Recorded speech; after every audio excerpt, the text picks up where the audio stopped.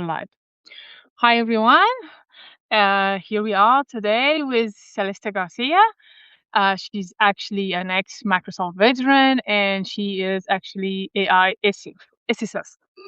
Her chapter we talked about, and she drew a very important chapter about the dark sector and the heavy toll of the current AI we are using. So let's first welcome Celeste and please introduce yourself. Hi. So I'm Celeste Garcia, and my background was in tech marketing at Microsoft. And I'm since then I've sort of found myself at the intersection of creativity and tech. And sort of how I really started my AI journey was that I wrote a novel called AI Baby. And even though it's a humorous speculative fiction, it required a lot of research, and I started that in early 2023. And, once I sort of started, I likened it to the heart of darkness, where I was sort of floating down that river and I sort of, into the heart of darkness. And obviously, AI is an amazing technology, but there's particularly a lot of ethical concerns. And so once I'd finished the novel, I just, kept thinking and writing about AI and got on Substack. And so that's where I'm at right now. Okay. When you were writing your novel, AI Baby, do you find AI immature technology that it unleashed too early, or it is ready for people to use it and it works? Because we are going to talk about it in details, but it's like I find the AI now is not giving us what it promises, despite the cost of it and all the marketing and hype for it. And the cost of it is the damage it's coming with is very is hefty. Yeah. And, nobody wants to be labeled a decel, but there is sort of this thought that, maybe it could have existed in the lab a little longer, but that train has left the station. And so we're in a situation now where we we need to figure it out as far as, what role it will play in our lives. And myself and a lot of people on Substack that we've sort of built this community are highlighting some of the ethical questions that are of great concern, whether it's governance and guardrails, whether it's copyright infringement, whether it's, you know, existential risk, which ironically the tech bros like to talk about. Yeah. Or in what we're going to discuss today is labor exploitation, Yeah. which is, I think a lot of people don't realize it, and Yeah. it's really astonishing that that's something that's happening right now. Yeah. Yeah. Actually, in your chapter, which is very courageous from you, because you put spotlight on the ghost work behind AI, and you mentioned a case from Kenya and Colombia. So why don't you elaborate on the cases and what you find from ghost work and the exploitation of sheep laborers? Yeah, and one thing that I open with is that AI seems like it's working by magic, and you put in a prompt and out comes this inference. And what most people, and I understand why they're not thinking about it, is, you know, AI implies that it's, all completely artificial intelligence.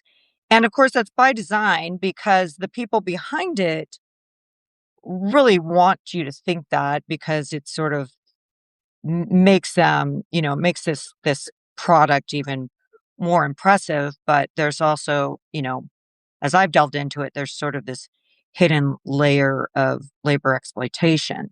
So most people, I mean, a lot of people realize that there's just this massive amount of data that goes in to creating these systems. And it's really one of the pillars of AI. I mean, you've got algorithms and compute and energy, and you have the data that goes into these systems. And it can't simply. So right now, tech companies are they're taking any and all data they can possibly get their hands on because it's what really powers these systems. And so what people don't think about is that, it's raw data. And so a lot of it is being scraped off the internet. And so even though it seems like these systems are sentient, they they can only, they're good at statistical and predicting, um but they actually don't have thoughts and feelings.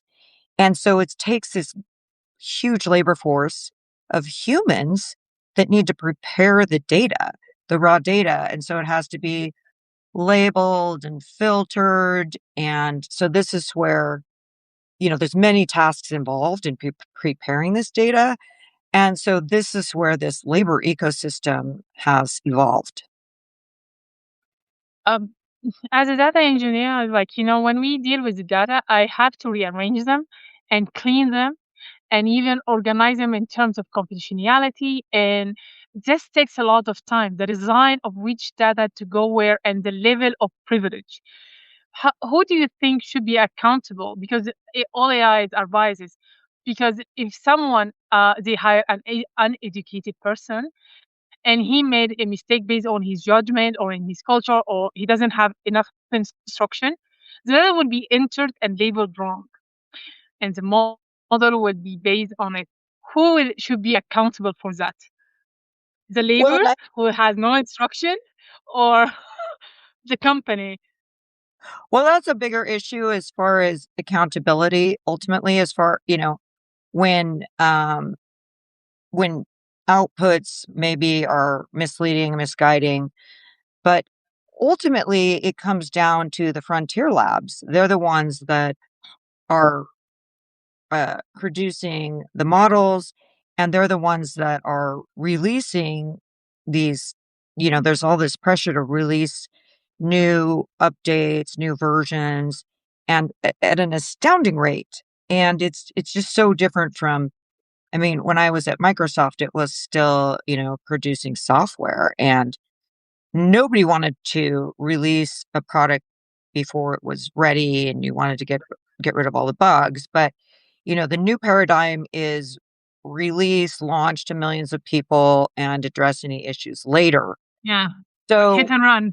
yeah, so or move fast and break things, which they Yes. basically live and die by.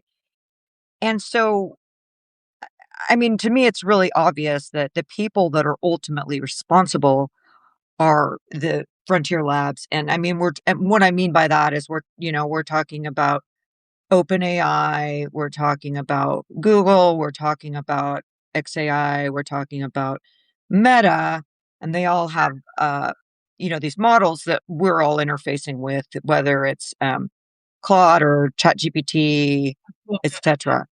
So, and as much as, and I think we're going to discuss this, as much as they try to distance themselves from the supply chain of data, they're they're ultimately responsible, but they are not taking responsibility. And there's been this whole ecosystem of preparing the data that has been built and really designed so that they are, they're obscured, and it's opaque, and there's just no transparency. Actually, this lead to my next point in your chapter when you mentioned the hide and seek, that the company structure design is actually to escape any accountability. It's like they have an external build, an external design that no one should be aware of. Um, and there is the one which is in front, which is by hype and marketing to everyone. So you mentioned a case with this SEC filing that already happened, that they were really was very difficult to trace, and no one noticed it, and they are trying to avoid any legality, accountability, any responsibility of it. Would you elaborate on this part? Yeah, and they built this well, Freudian slip, ecosystem around the data preparing the data, Billions of dollars. and it's so complicated. And even, the little reporting I've really seen on the labor exploitation, I found that a lot of the news outlets aren't even quite getting it right. And that they don't that they don't always find who's absolutely ultimately is responsible. But so I'll give this example, and this is really what sort of got me down the labor exploitation track. Is probably people have heard of Alexander Wang, and he was lauded as the new tech bro boy wonder, and he started a company called Scale AI. And he liked to talk about that they were the foundry. So they were sort of this data foundry, and they were taking the raw materials and then producing the end product. So the the tech companies, that they would hand over their data, and then there was this huge process of refining, labeling, tagging the data. And so Scale AI was that vendor. And I'm I'm guessing pretty early on they figured out, I guess the natural instinct was to pay people as little as possible, and, obviously try to have it, the biggest profits possible. And so they created this system where you have, for example, so Scale AI created their platform called Remote Tasks. And then they have a subsidiary called and the let me back up a second. The Washington Post actually did delve into this. So Scale AI created a subsidiary, and in the Philippines, this subsidiary was then a subsidiary of Smart Ecosystems Philippines. And they actually looked at the SEC filings, and it took to page 5 to find out that Scale AI was the ultimate parent company.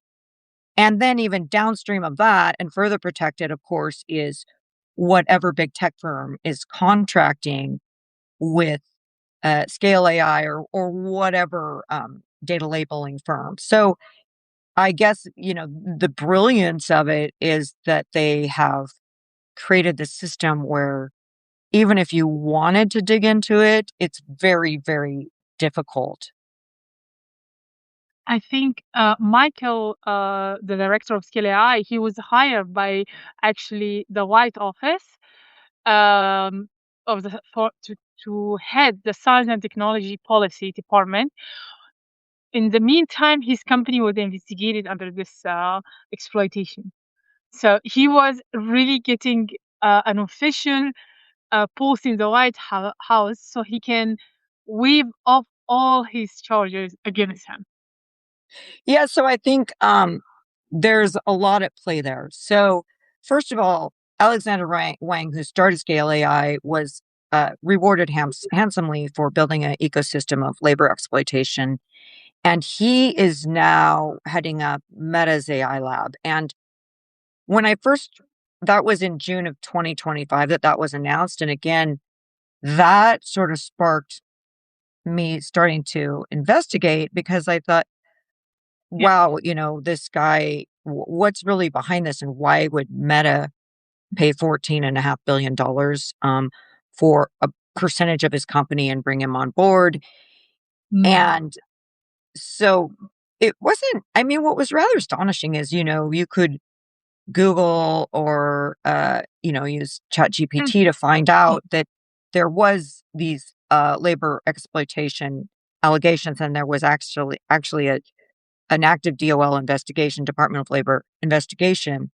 So if you go even further, if you peel this onion even more, there's just sort of this revolving door of the the people who are, in the private sector, yeah, of these big tech firms, and then they're also then sort of weaving back and forth between private sector and having, in the government, having positions in the federal government.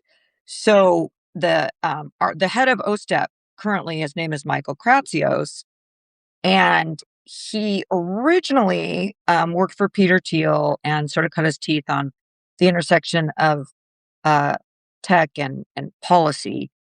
And so then he was the CTO in the first Trump administration. And then he joined Scale AI as the managing director. So he did that for 4 years.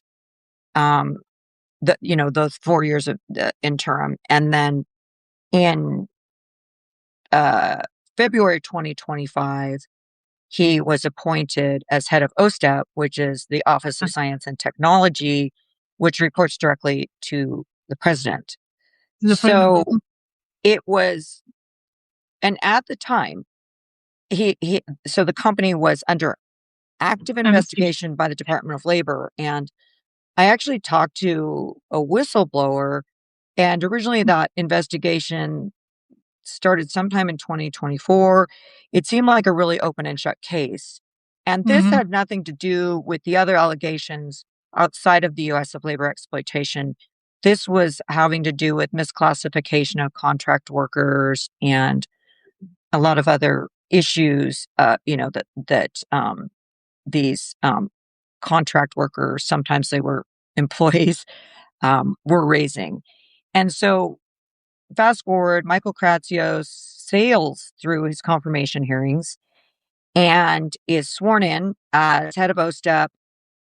And I think was in March of 2025. I think he still is in those days. Yes, he's still Yes, he active is.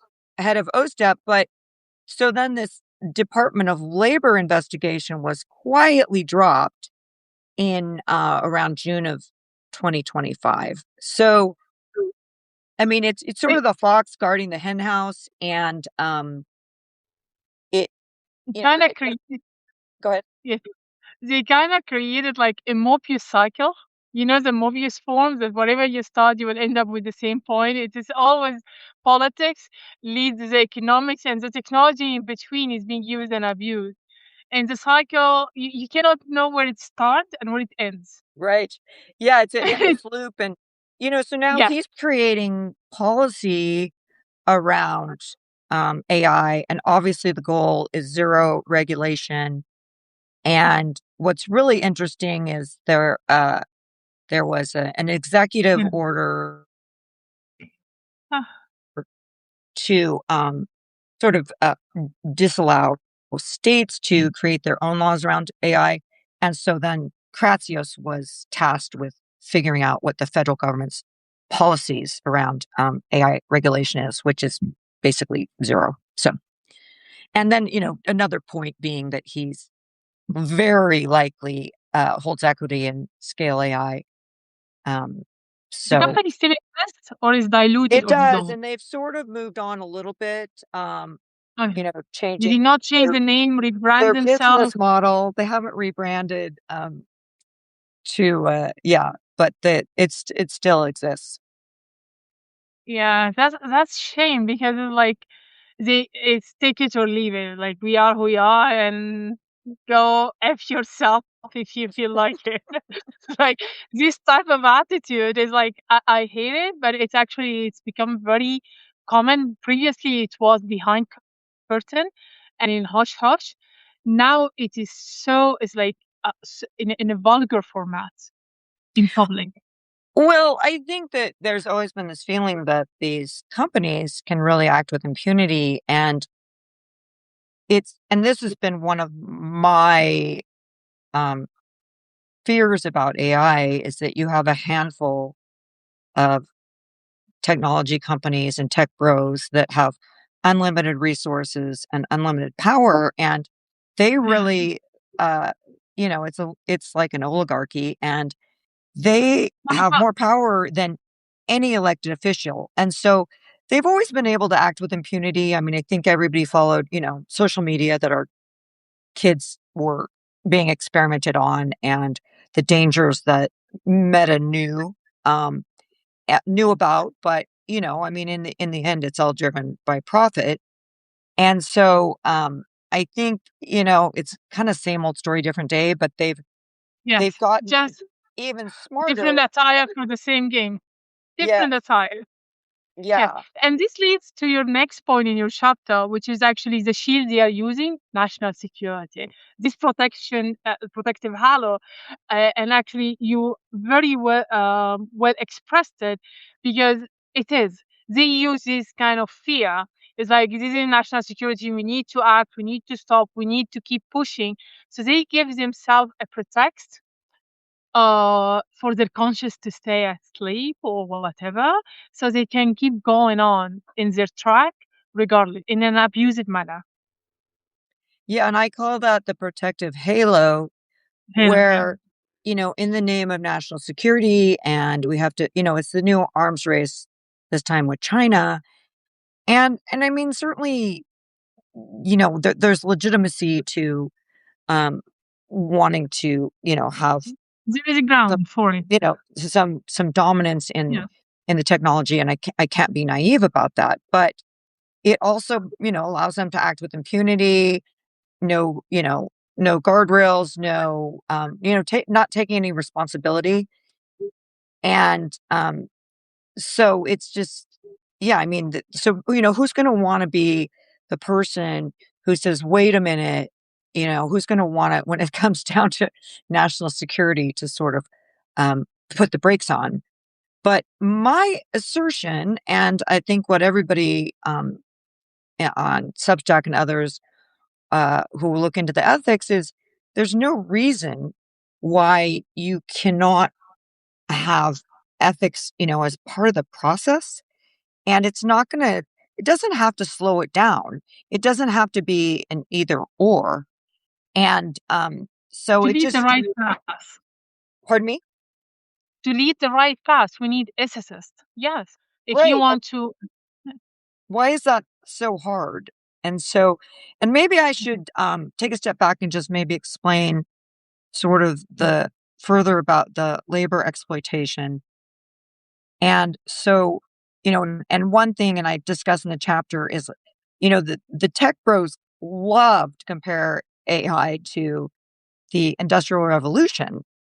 And the great irony is that they are stealing a play out of that playbook, and, basically have created labor exploitation at scale. And so, once again, you're seeing the economically powerful exploit people that are how, or just need a job and are looking to elevate their economic status. And this is not by mistake that there are labor laws in the US, and there are, protections that are put in place, and expectations of pay and conditions. But so, of course, this is where they've sought, most of this labor exploitation is happening in the global south. So places like the Philippines, Kenya, um, and then South America, Venezuela, Colombia. And so the places where, there's economic hardship, and people are more desperate to work. But what's interesting is the people they're employing are usually quite educated, and they're really hoping to get a foothold in technology. And Yeah. Maybe but platform. what's going on is that they're interacting with these platforms. There's no transparency. And it's really dehumanizing, and these platforms, they can, because I use, for example, remote tasks, which is Scale AI's international platform. So, there's it's dehumanizing because they're just acting, you know, um, interacting with the machine. And so they're not being paid for training. And each task, they'll need tutorials for what exactly they're supposed to do, whether they're stack ranking, or, you know, uh, confirming a definition is correct, whatever it is that they're doing. And they're under so much time constraint that, if they don't perform up to expectation, or they're moving too slow, the platform could just shut them out, and they have no idea why. And, whether they get paid for that work or not, that's a question. And the wages are, the estimates I've seen are $1.32 to $2 an hour. Um, So it's just so astounding. But I mean, again, that they like to make this comparison to the Industrial Revolution, and that they're basically mirroring the same type of labor Imagine, practices yeah, and really exploiting a vulnerable population. And these populations have very little recourse. If they complain, they'll be fired. And they, so, they're just hoping to, get, have employment and elevate themselves from poverty. yeah. From your experience, this is actually leading me to one question. Like Microsoft has been always making product and technology, but they have been accountable. There has been a customer service, even if they are having a monopoly of the market, because it's either Microsoft use our system or there is none. They still were not dealing with the client with people like we listen to you, we do with you, and they launched product. How do you see the differences? Like why Microsoft run on profit? Still, all OpenAI, all LLM or all the AI models, they cannot generate any profit, despite the abuse, despite the monopoly, despite all the shields they are using and hyper marketing. How do you see the difference between in a business structure and design? Because this one was well trusted despite the monopoly, and then everyone wanted them. And this one is like we use them because there is no other choice. If we find another open way, we will move on. There is no loyalty to any AI company, but there was a loyalty in Microsoft. So are you asking, Do you see any behavior or the ecosystem structure that once it shifted, it's causing a collapse with their ecosystem, not the model, not the technology part, but they are not. Uh, Despite the reduced cost and whatever they exploit labor, they abuse all what the old marketplace. Still, they cannot make any profit. They cannot even sustain loyalty. They cannot get earn people trust. There is a loss of shadow around them. yeah, and the Frontier Labs, like, this is all playing out in real time. And so, it's hard to say where, will these companies that, OpenAI and Anthropic, that have Yeah, trillion-dollar valuations. And, Anthropic is, I think they're already at 100 million revenue, but of course, what are the profit margins? And but the yeah, cap, and, revenue is not profit. yeah, and the capex is astounding, right? Like the Yeah, trillions of dollars that they are spending and the plan interior spending costs. for their infrastructure. So, that's sort of, I mean, I don't know if anybody can really predict how that's going to play out, and if it will, if The they really, economic bite. yeah. Mm. But I mean, I suspect that they'll prevail. I mean, once you IPO and you have so much money, you can, there's, I think that by sheer force of will, they'll figure out how to profit and figure out their business models. I do think, and this is kind of off topic, but I do think that the Friday's news about the, China releasing open weight models, and that China is basically commoditizing the these systems, and the companies in the US are all proprietary, and so it's going to make it more difficult for them to, at least Monetize. with their current models, make money, because why would somebody pay for something they can get for free? So that's a whole another issue. But the I mean, really, in the end, like any company that is providing a frontier model, they that data, the data that they are using, was sourced by exploited labor. Labels. And so I think all of the big tech companies need to take responsibility. And what's really frustrating to me is that this could end tomorrow if they have contracts with companies like Scale AI and Sama and Appen, who are that take the data and get it training ready. Um, they could just build into the contracts that they have to pay a living wage and that they have to provide mental health for people that are looking at very disturbing content, which we haven't really discussed yet. But and I mean, sadly, we're even having this discussion. Why wouldn't they just do the right thing in the first place? And where you get to just the amorality or immorality of it is that you think about the money that these people, these companies are making, the money they're spending, and how much they're spending on every other pillar of AI. I mean, data is just one of the pillars, but you also have compute and you have infrastructure and you have algorithms, which is and produced by utility. talent, and they will spend, like just free willing spending on these other aspects. But with the data, which without data, these models are nothing. You have to have data, and that's not going to go away. Um, they have decided that this is just a place where they're going to try to pay very little money. And I mean, in the end, paying a living wage to these people and providing them some support With respect. but it's a rounding error.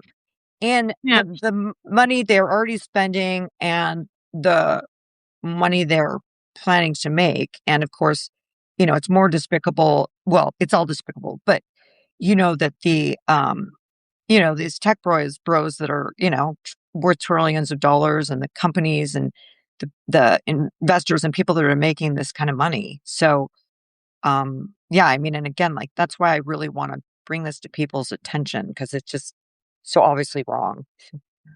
I think you heard in the news now that Apple is suing OpenAI for actually using their secret or stealing their secret. Do you think the Kenyan government or maybe Philippine government can sue the Labor Department for abusing their people, or they cannot? There is no equal treatment. Well, there There will actually, be. They have no case. I'm super glad you brought that up because there's a case in Kenya Uh, and it involved Meta, that was their vendor, I like believe Sama, was Sama. And Sama case. Yes. yes, and so they're, brave people spoke up because again they're very afraid of getting fired or then, but they brought a suit against Sama and Meta for they very low wages, very difficult working conditions, and then they were also moderating really horrifying content from the darkest reaches of the internet.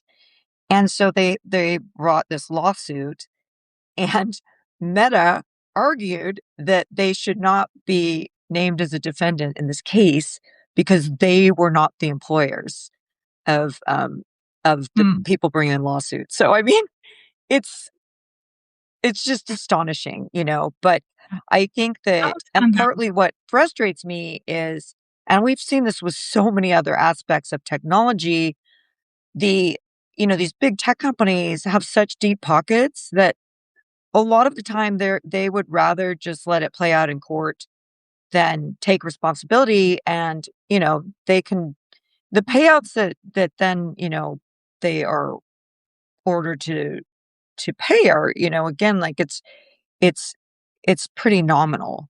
So And it's just sad that they're not, they can't just on their own take responsibility. it's true.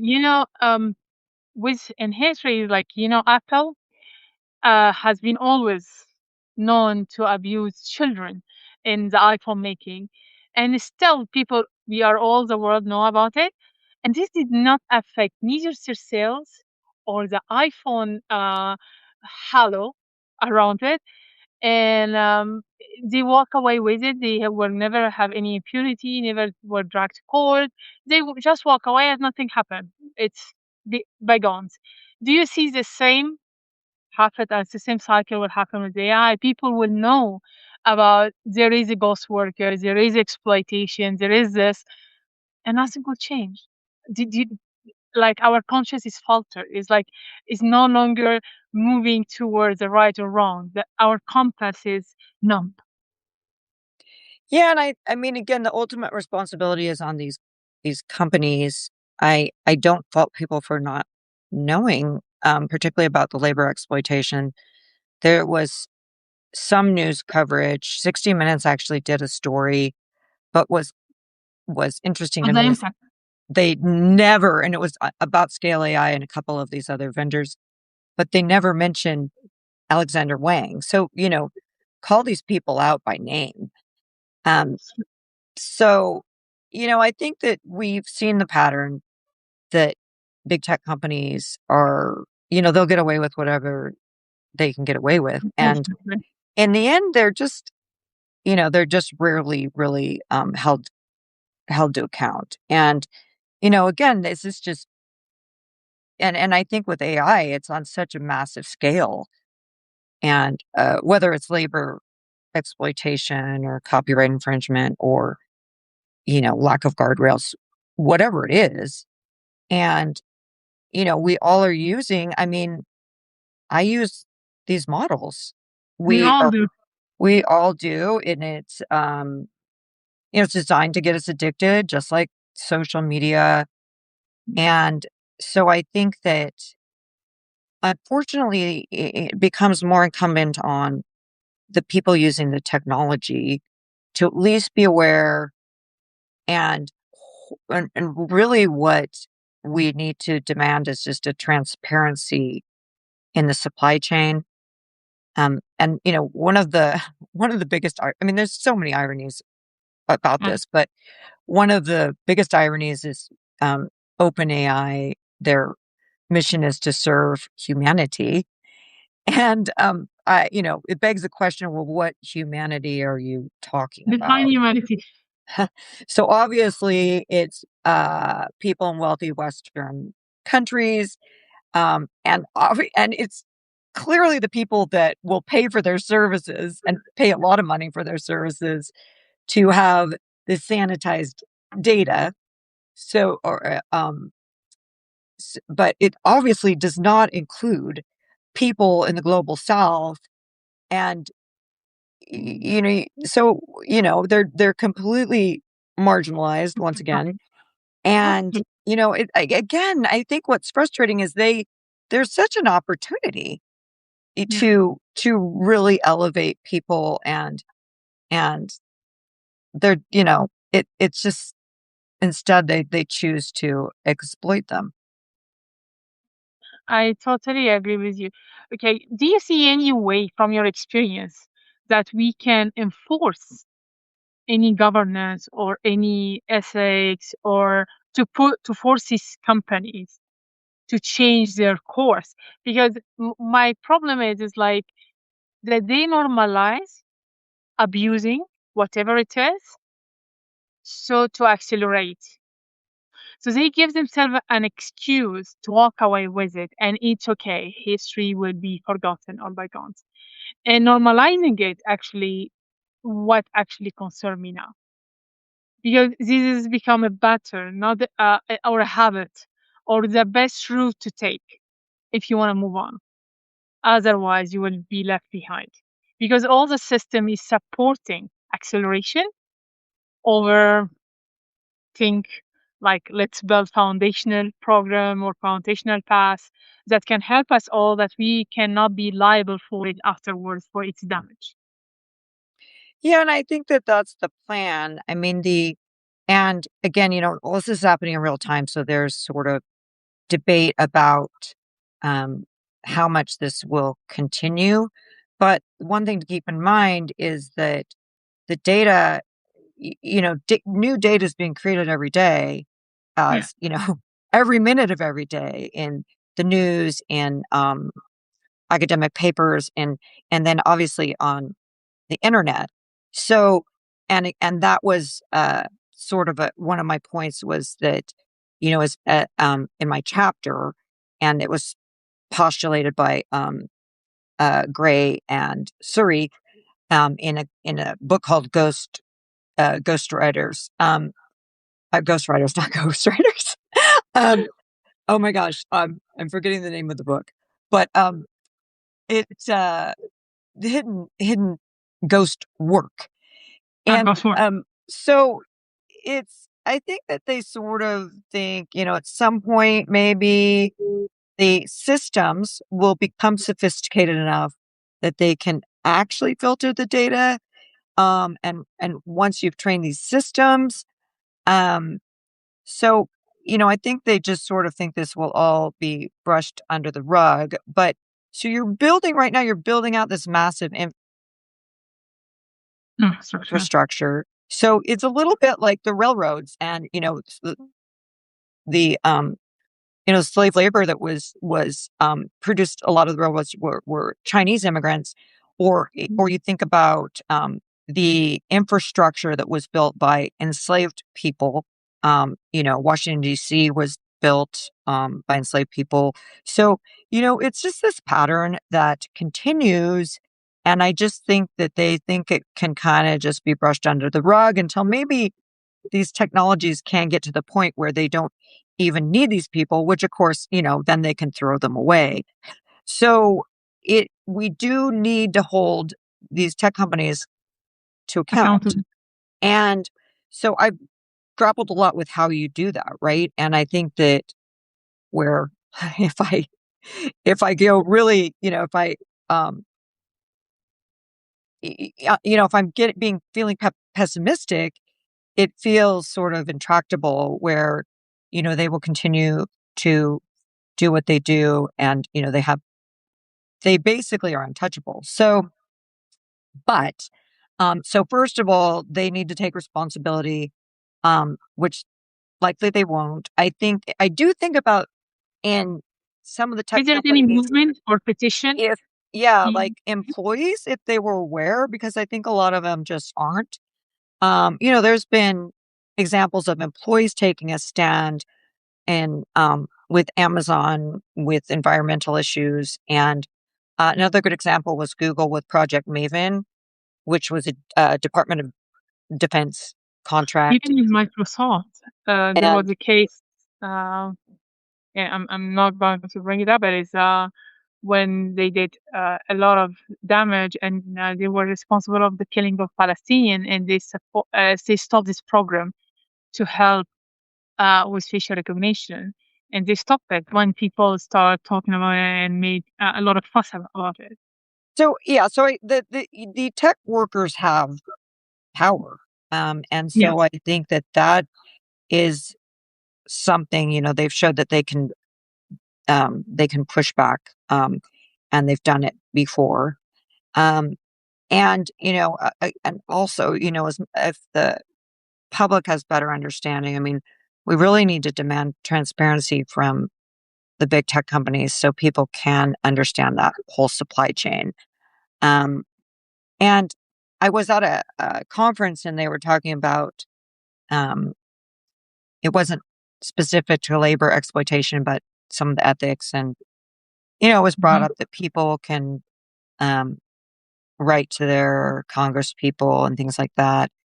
But I felt I felt that in the end, the people in these companies, they shouldn't be putting it off on the end user because really they should take Yeah. responsibility. But obviously they aren't. So, that's where we can try Yeah. to do what we can. Yeah. From you have been in this arena about how to you heard a lot, you have seen a lot from your experience and your span of Microsoft and other technology. We know that the government will support this oligarch and this tech poet and whatever they are going to do. They are not going to unplug their power.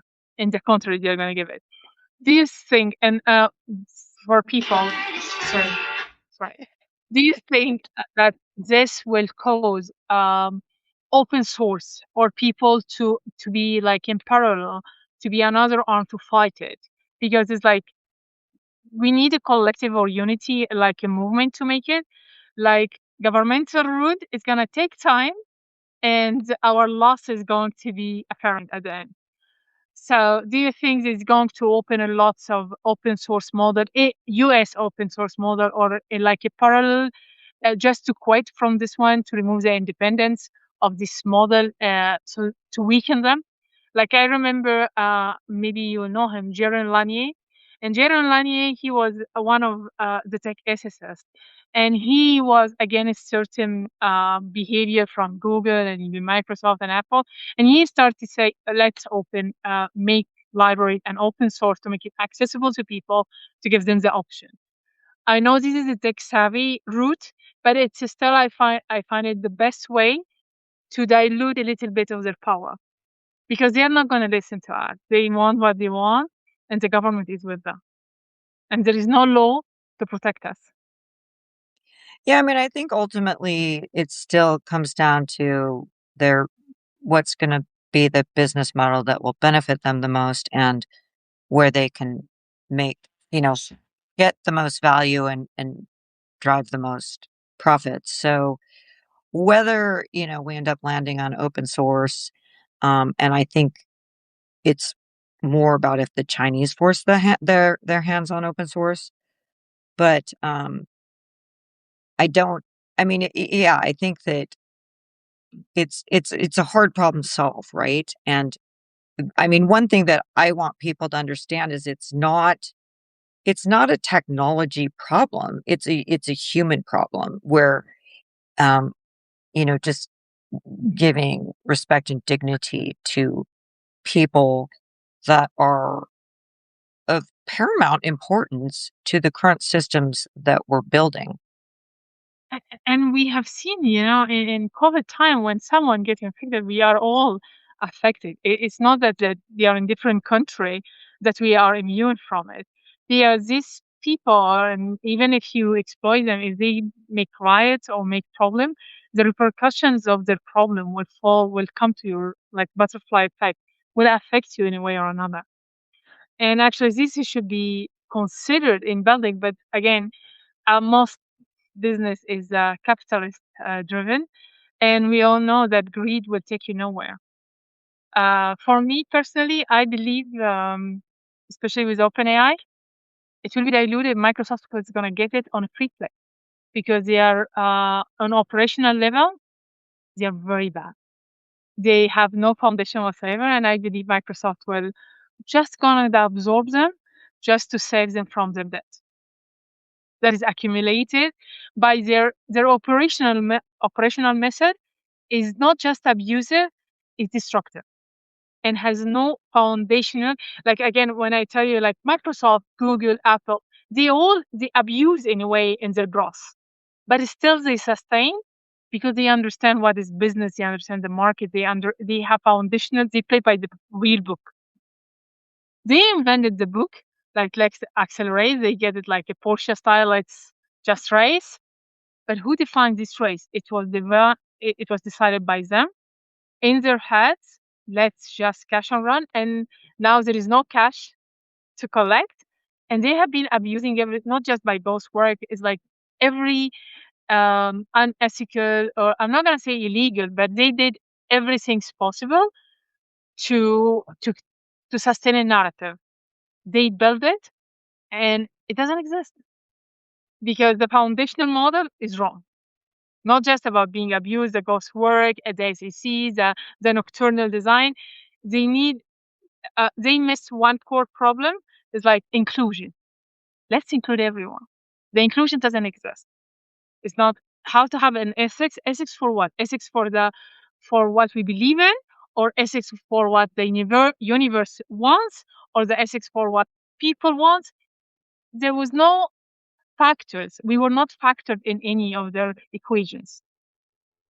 And the governments, they show me the money. This is only the language. Show me the money. And now OpenAI ask even the White House to bail them and offer them like 5% stake, which is it's like to show they're losers. Like it's like this is you cannot just do it in public. But the fact that they ask proves the point that greed will take you nowhere.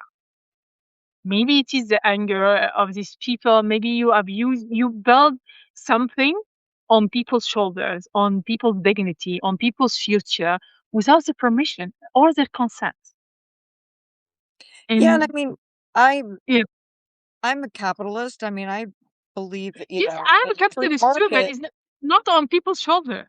Yeah, and I mean, Like so the making money, tension. there is fun in making money, but making it with dignity, make it properly. It's like there is joy in making money, and no one can deny that. But do it in an ethical way, in a way that doesn't shame you afterwards. Yeah, I mean, so the tension there is that, you know, it, they obviously have to make a profit, but there's absolutely no reason why they can't follow some basic ethics. And, I think it's just the whole cognitive dissonance that I experience when I'm using these models. But the big question that I'm asking and people need to ask is, what can we do to ensure that people are treated fairly? I mean, it seems like a very basic. It should What? just be the start point.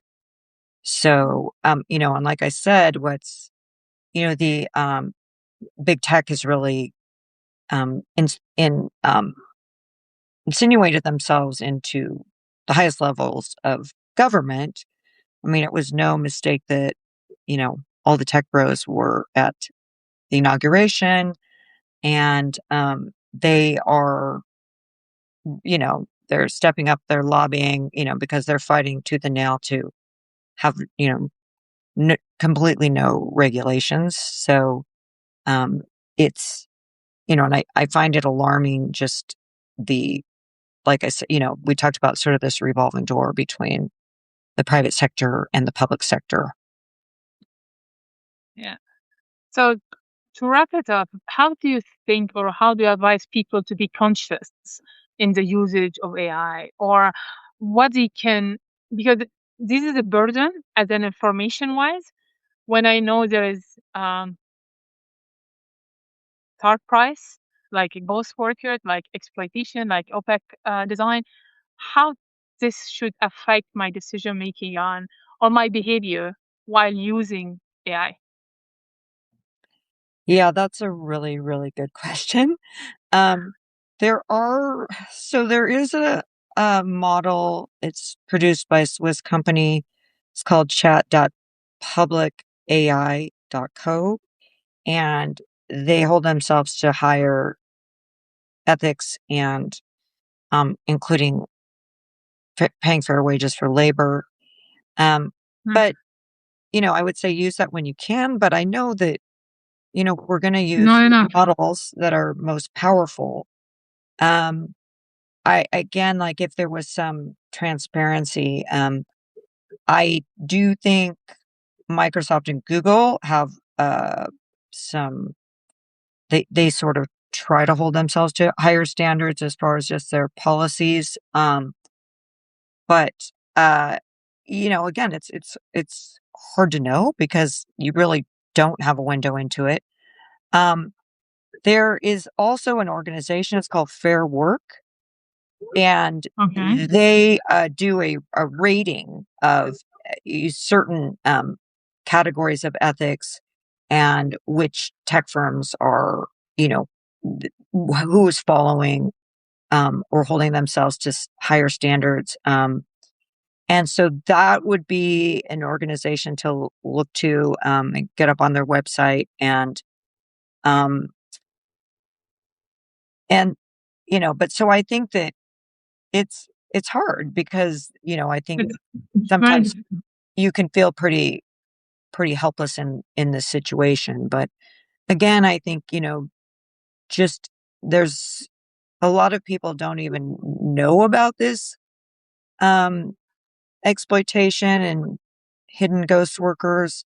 So, it starts with awareness and, and hopefully lobbying and I asking these companies to do the right thing. But it's just sad we have to ask that. And I I hate to say it, but I don't, if unless they're forced to do it, I don't see them doing it on their own. So, I agree. Is there any petition or any action is taken by people so we can sign or even join to say to force this company to be either accountable or to force them to pay? Because if they push an IPO, they will pay nothing. They walk away from everything because it's a new chapter. So do you suggest any or do are you aware of any movement or action in place right now, or just a debate discussions so I know that there's a petition for copyright and compensation. Um, for I writers and music will soon? Yeah, I think that I would say fair work is the start point, and um, I mean, there are petitions that people pull together and post online, and so that might Right. be something as well. People. Um, Thank you so much for all your insights and actually the spotlight you mentioned on this one, on this topic, because it's very touchy and people avoid just politics or any dark sides for their career.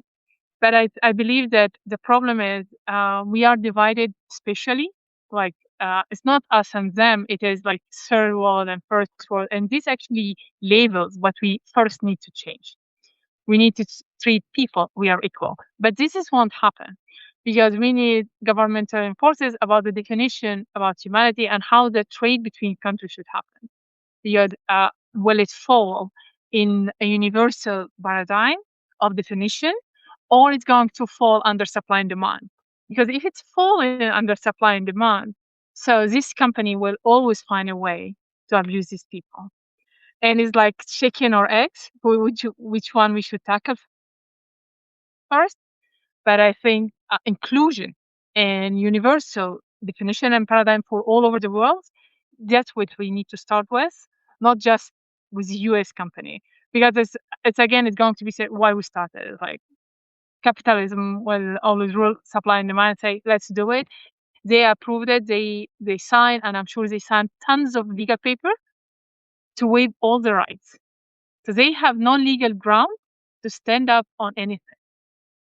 The pattern and playbook that is already been established is wrong, but it is not what needs to be changed. What it needs to be changed is actually our definitions of what or how to treat each other. I'm not going to say it's type of racism, but it's we need to understand what is dignity, what is work, what is how to respect others. Not from US perspective, but from a global perspective. A Kenyan worker is deserved to live in decent way and get paid to his work. Like the gap should be tightened a little bit. And I think this is the wrap for your chapter. This is going to be your message. Let's include everyone with fair treatment and avoid all this dark cycle and Mobius cycle of opaque design. Exactly. Yes. And Do you the have other thought is just, I mean, I think in an ideal world, um, these countries could have sovereign AI, right? But that also takes a lot of money and resources. true? So and then, and what's interesting is in places like Africa, they Yeah. are taking a lot more thoughtful approach in how they want to, you roll out or build out these models. But obviously, right now, the U.S. is driving the technology, so it's um it's a huge imbalance of power. So anyway, I hope that at some point these companies will take responsibility.